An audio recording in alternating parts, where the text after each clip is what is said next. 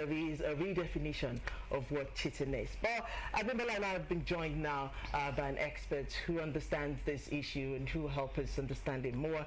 She is Idowu Tehila, and she is a relationship and communication expert. Good morning, Idowu Tehila. Good morning. Good to meet you. Thank you so much for being here. Thank you for having me. Thank you so much. All right, Romelia already did a fantastic introduction into what we're discussing this morning, but because this is your own forte, this is what you do, so let's ask you, a lot of people do really believe there is cheating in relationship. They see it as a norm, but exactly, let's lay it bare.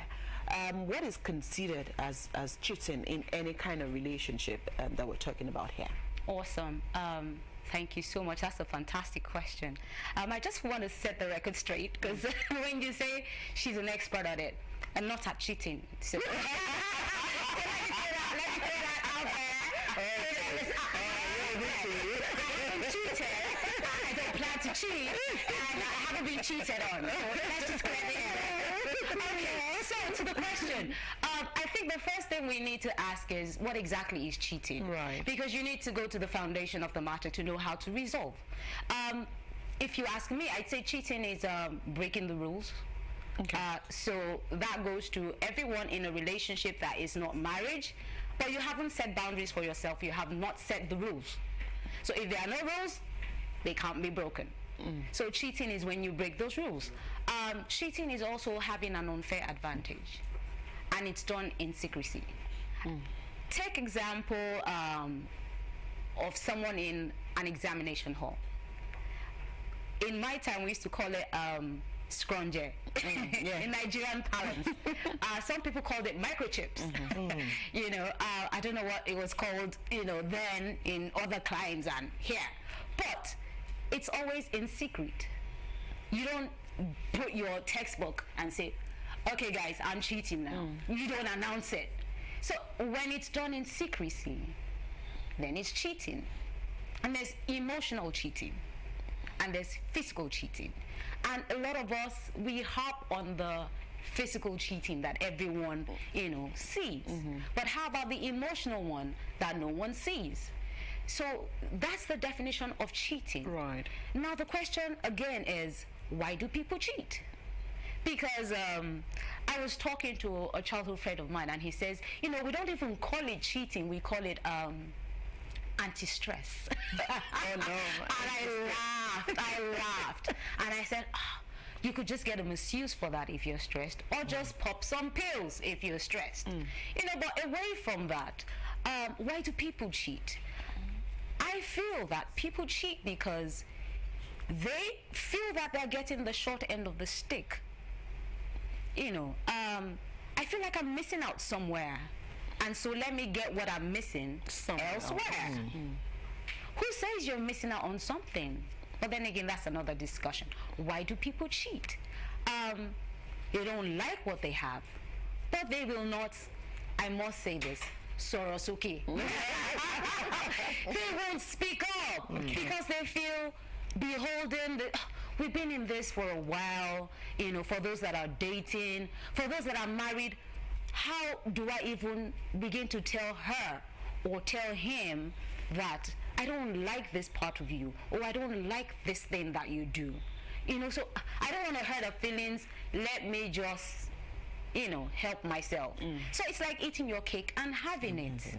You know, so these are just some of the reasons why people cheat. Right. Let's look at, you talked about rules. Yes. In the marriage, the rules are assumed are there. However, they are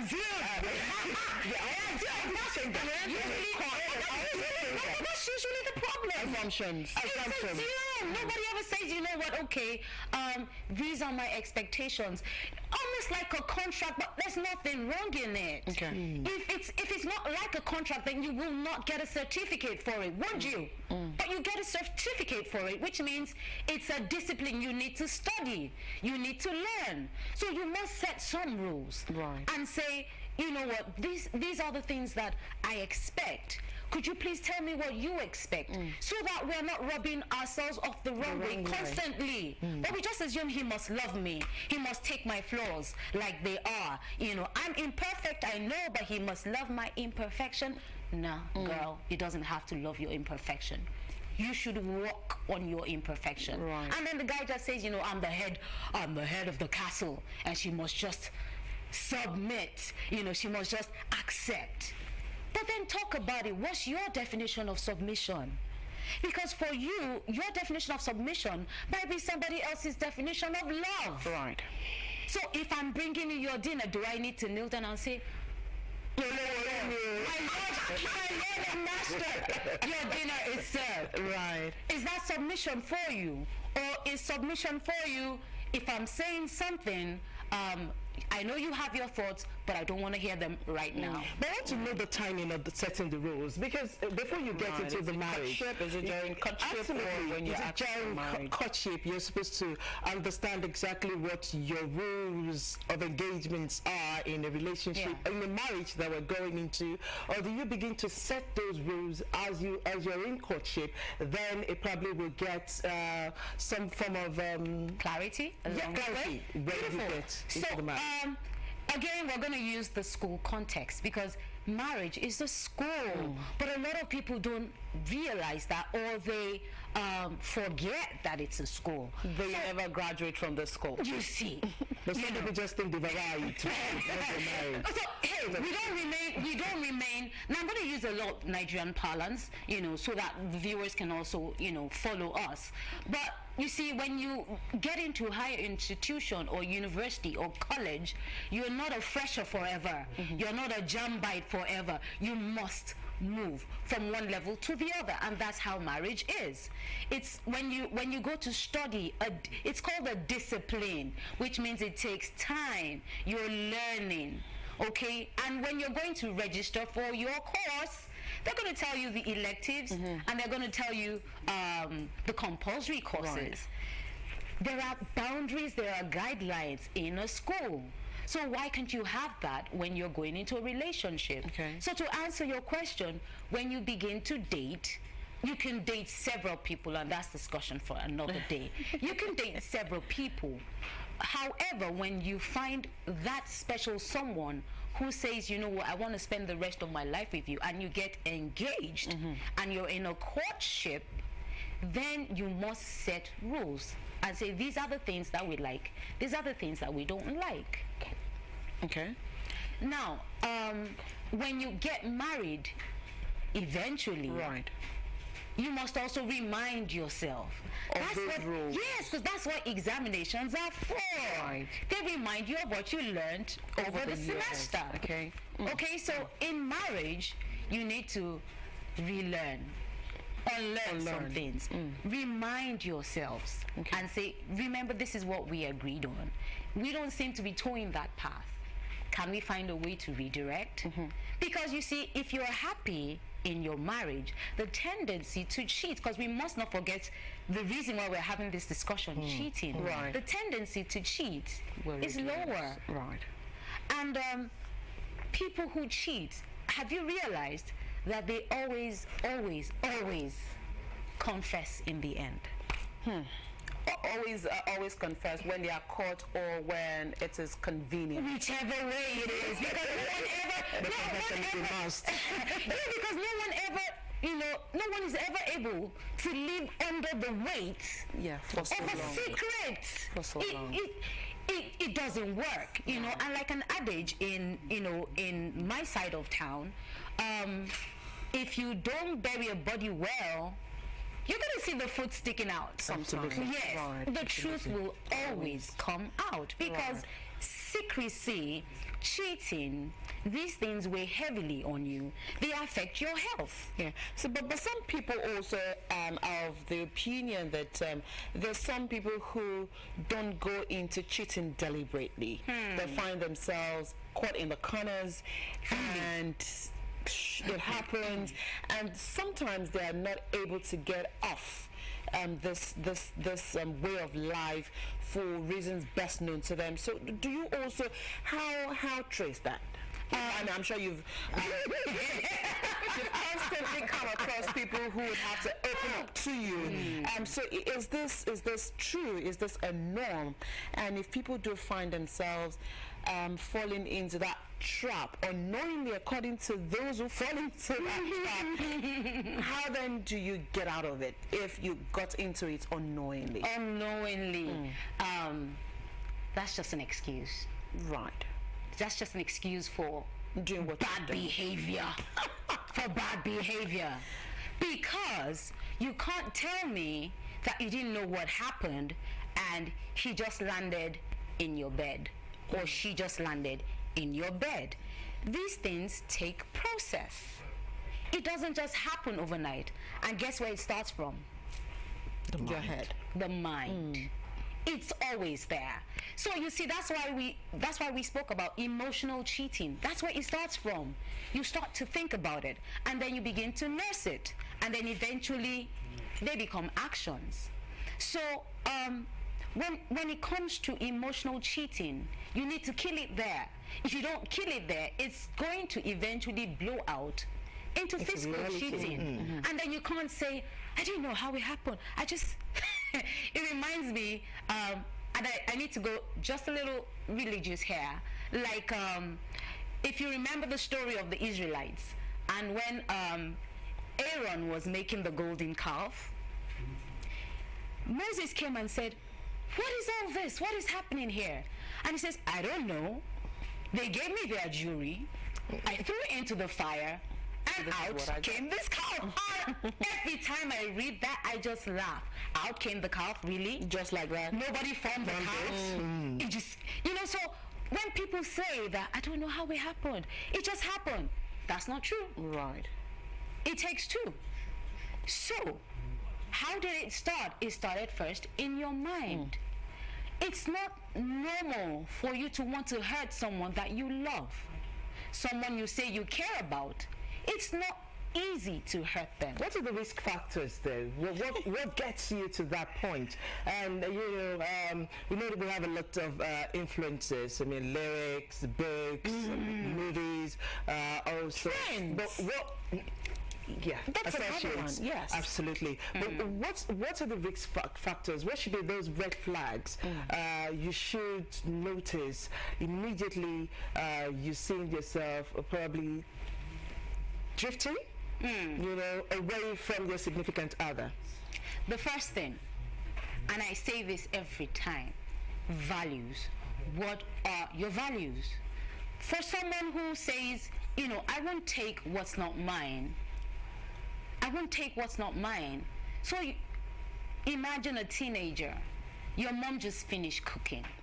The whole house is reeking of fried chicken. And she says, guys, I'm going out.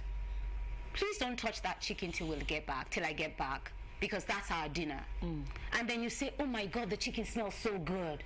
I just want to have a bite. And then you remember mom says, please don't touch until I get back. But I must have a bite. I must.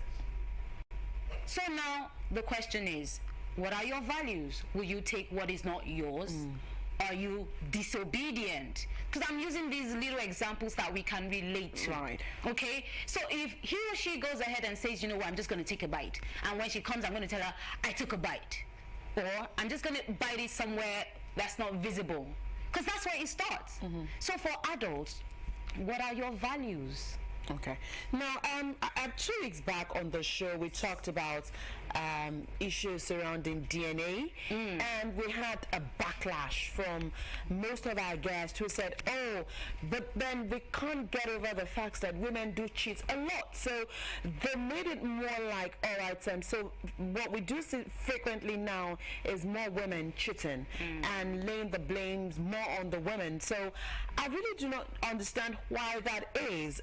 Is that really a factor or a societal thing now that we need to deal with the fact that, more men are saying, well, we had to take DNA because we now notice that more women cheat. So is it now a game of the sexes, or is it now a game of, okay, so you can do it, we also can do it? It's not a battle of the sexes kind of thing. It's not. Do you want to hear the truth? Right. The truth is, It's been going on for a long time. It's been happening. What's been going on for a long time? Yes. The women. Now, I don't want you to restrict yourself to this climb alone. But everywhere around the generally, world, I mean. yes, the women have been cheating. The level of cheating has become intense now. Okay. But remember, we spoke about emotional cheating. So way back over many centuries, some women were not happy in their marriages. They couldn't do anything about it. So guess what? They cheat in their hearts with probably their first love, or someone who they feel could treat them better. It started there. And then over the years, they became bolder and said, you know what, I'm not going to leave it here in my heart. I'm going to do something about it. So it could be that they had a pen pal, someone they'd write to, letters before the mobile phones came. Right. Someone they'd write to who they could tell their feelings to, right? So you see the graduation. And then from there, it became, you know what, I'll just text. We're not doing anything. I'm just texting, you know. And then from texting, I hope you're saying yes. Yeah, so they're getting bolder. They're getting bolder. It's been there forever. The men will say, well, that's how men are. You know, we can't be satisfied with just one variety. Yeah, so, but then the women, they're like, okay, are we going to be in this position forever? You know, and so they start to graduate from, you know, and then after texting, they're like, okay, now is sexting, which is different from texting, because sexting now is more expressive. Right. We're not doing anything. But then something is going on. But yes. And then eventually they're like, you know what? It don't matter. I'm just going to do it anyways. You don't tell her we have to go now. Give her another. Tequila. Oh, you gave her the Philip. Oh, okay.